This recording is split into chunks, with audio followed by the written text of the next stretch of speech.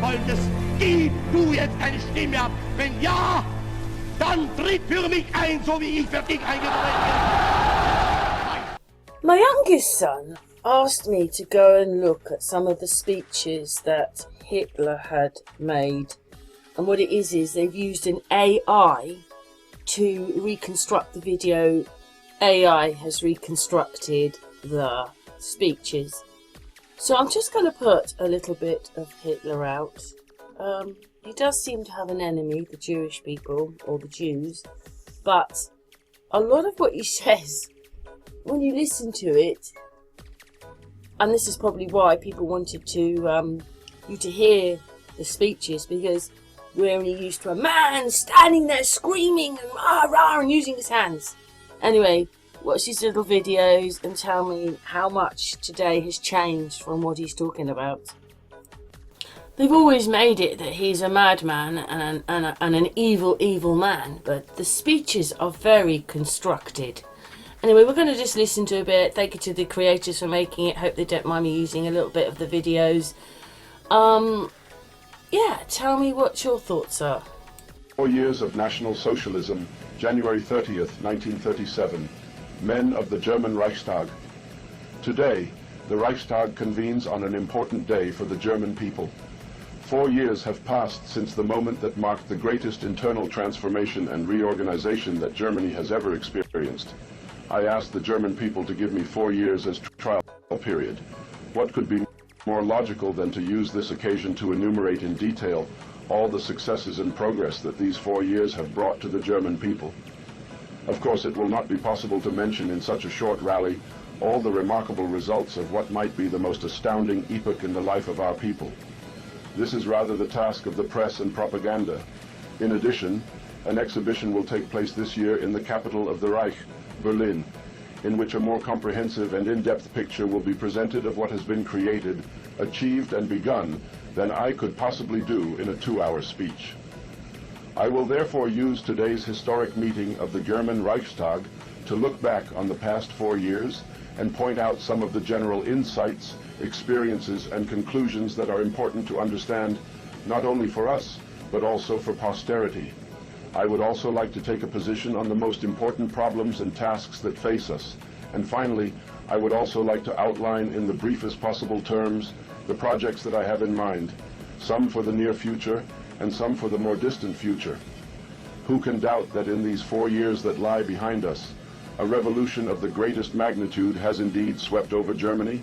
Who can compare this Germany of today with what existed on January 30th, 4 years ago, when I took the oath from the venerable President of the Reich?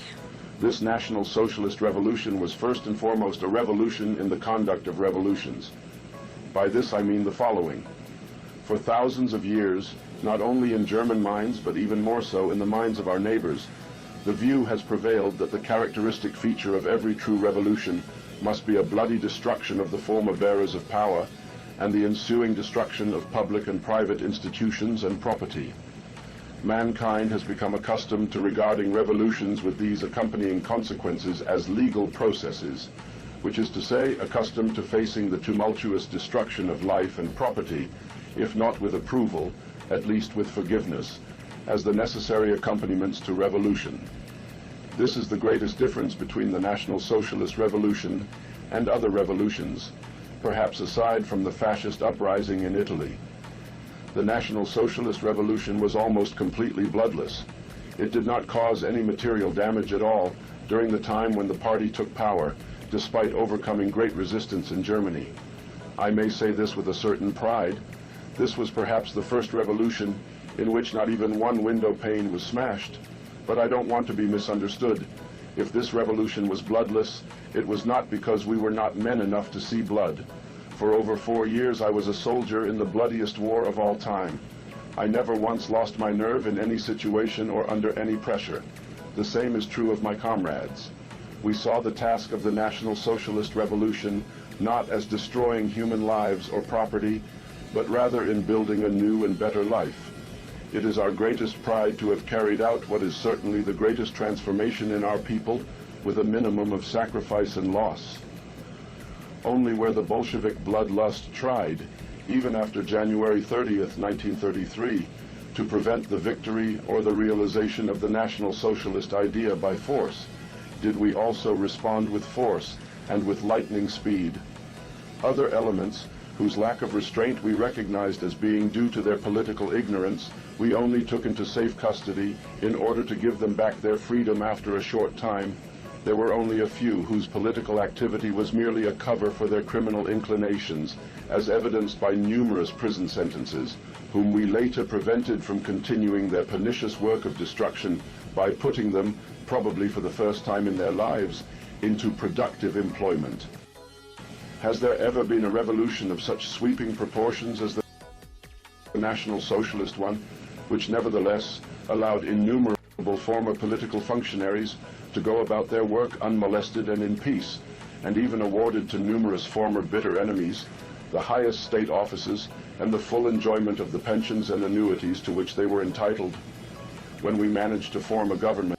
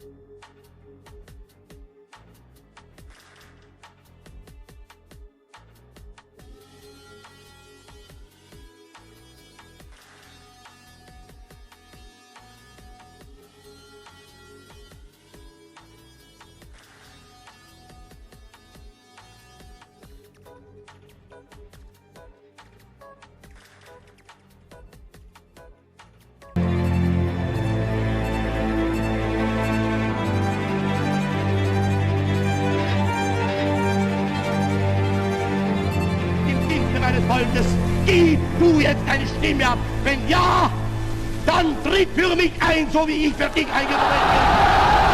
My dear fellow Germans, a sudden commotion has come over the German people. Now even those circles are beginning to stir, which until now have been deaf to the constant warnings that we have been trying to address to the mass of our people almost without interruption for the past 3 years. Of course, many people still do not know why they are upset. They believe that perhaps it is only about so-called special privileges, or about the restriction of freedom of speech, or about the politicization of the civil service, and so on. Certainly, all these are extremely serious matters. Today, however, it is about much more. It is about a huge process of destruction of our people and our fatherland. This is happening now before our very eyes. All these things would be trifles in themselves if they did not represent characteristics of a process which has been taking place for many years and whose end will be a horrible one. We can all sense that now two worlds are colliding with each other, and not only here, but everywhere we look, in the now oppressed Russia, in Italy, in France, and in England, etc. A relentless struggle between the ideals of the national-minded and the nebulous international. It is a struggle that now goes back almost 120 years. It began at the moment when the Jew received the right of citizenship in the European states. The political emancipation of the Jews was the beginning of a madness, for with it one gave full civic rights and equality to a people which was racially much more clearly and abruptly demarcated than all others, which always formed and will always form a state within the state. Perhaps not all at once, but it went just as it does today, and as it always has gone. First a little finger, then a second and a third, and so bit by bit, until at last a people which still in the 18th century appeared to be completely alien came to possess politically the same rights of citizenship as ourselves. And that's exactly how it went economically as well. The mass industrialization of the people meant the crowds came into being. Unfortunately, not properly handled by concentration of great large masses of workers in the cities.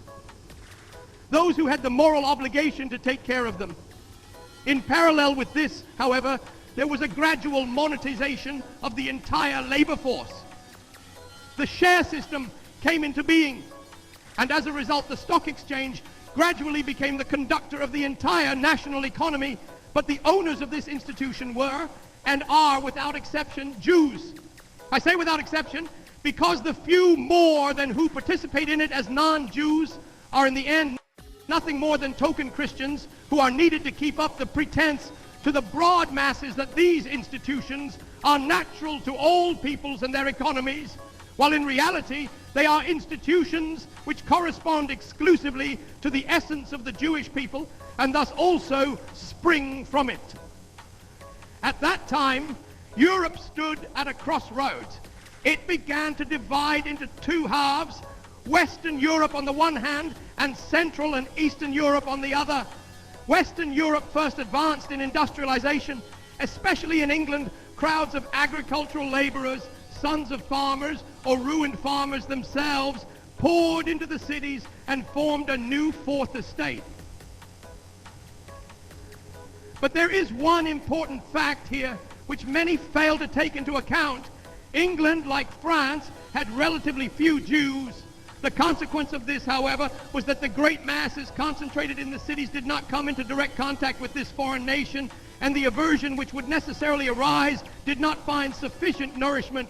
Finally, the Jews of England, who at that time numbered scarcely 50 to 60,000, were able to Europeanize themselves with playful ease to such an extent that they remained hidden from the primitive eye of the common man, and he could not notice them as pillars of the economy, but especially as the bearers of great capital.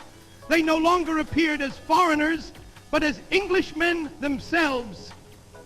This prevented anti-Semitism from gaining fundamental power in these countries.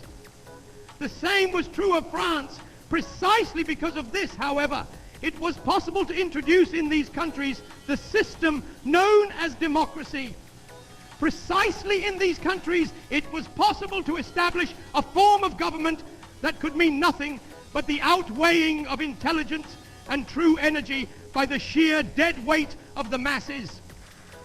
In other words, it was possible there for the small class of Jewish intelligentsia hidden in the British people to manipulate the broad masses with playful ease in such a way that the latter, unaware of whom they were obeying, served the purposes of this small class. There, with press propaganda and control of information, it was possible to found the prototypical large parties. Even back then, there were always 2 or 3 groups that appeared to be fighting against each other, but in reality were all hanging on a gold thread, and everything was adjusted to a peculiar human characteristic. That man gets tired of something he has had for a long time. He wants something new. And so 2 parties were needed. One of them rules and the other one forms the opposition. When one party is played out, the opposition party comes to power, and the played out party now takes its turn as the opposition. After 20 years, the new party becomes played out, and the game repeats itself anew. In reality, this is certainly an ingenious mill in which the interests of a nation are ground down. As is well known, such a thing is called self-government of a people. In the process, we always find 2 main buzzwords, freedom and democracy, as figureheads. Freedom is understood to mean, at least among the authoritative bodies that actually govern, the possibility of plundering the broad masses without limits or resistance. The masses themselves, of course, believe that freedom means the exercise of a very particular freedom of movement, both freedom of movement of the tongue and freedom to move about the streets, etc. A bitter deception. On the whole, we can say that England, as well as France, put on the chains of slavery already back then. With a bronze firmness, these states are in Jewish chains as long as the Jew himself does not feel the necessity and expediency of a change in this condition. This change will also occur there in the foreseeable future. Now, what is the difference between this Western Europe on the one hand and Eastern and Central Europe on the other? Here, industrialization did not happen as quickly. The masses streamed more slowly from the static countryside into the cities. Only slowly did the large cities develop here, and it took a long time for a fourth estate to form in Germany as well. In addition to this, there was the fact that both in the East and in Germany, the presence of the Jew was constantly felt by the broad masses because of his greater numbers, so that the whole people had an inner instinctive aversion to him among all classes, but most of all the peasant, the worker, and the honest petty bourgeois. On the other hand, a part of our own aristocracy and a certain circle of merchants to whom money and gold are everything were the most quickly corrupted. If political contamination was already more difficult because of the large number of Jews and the consequent aversion of the mass of our people, the difficulty was increased by a form of government which did not place ultimate authority in the hands of a weak-willed and irresponsible so-called majority, but which was traditionally anchored in a personal apex, the monarchy. At that time, the Jew had to admit to himself that in these countries, the resurrection of an enlightened despotism would by no means be impossible. There were three powerful factors at the disposal of the head of state: the army, with a huge, wonderfully well-coordinated officer corps; the body of civil servants, with its enormous apparatus of completely dutiful officials; and a great broad mass of people who were inwardly still free from any poison. And if we add to this the fact that at that time the national intelligentsia in Germany was still almost exclusively predominant, that even wholesale trade was still in German hands, that above all the young, flourishing, rich industry was of German origin and German ownership, and that further the enormous peasantry, the last reservoir of a nation's strength, was still completely uncontaminated and healthy, we understand the following consideration of the Jewish people, who at that time were gaining political equality. When, through industrialization, a new fourth estate is formed in the cities, there is a danger that this fourth estate will fraternize with the monarchy, and that on this basis a people's kingdom or people's empire will come about, willing and ready to deal the death blow to the international financial powers. Therein lay a grave danger for Jewry. If the broad mass of the then forming labor force had come into national hands and had then seized the nation as a true social catalyst, if the liberation of the individual estates had taken place organically step by step, and if the state form had later been based on this, then what many hoped for on November 9th, 1918 would have come about: a national social state. For socialism as such is anything but an international creation. As a noble conception, it has grown exclusively in Aryan hearts and reaches its intellectual apotheosis only in Aryan minds. It is complete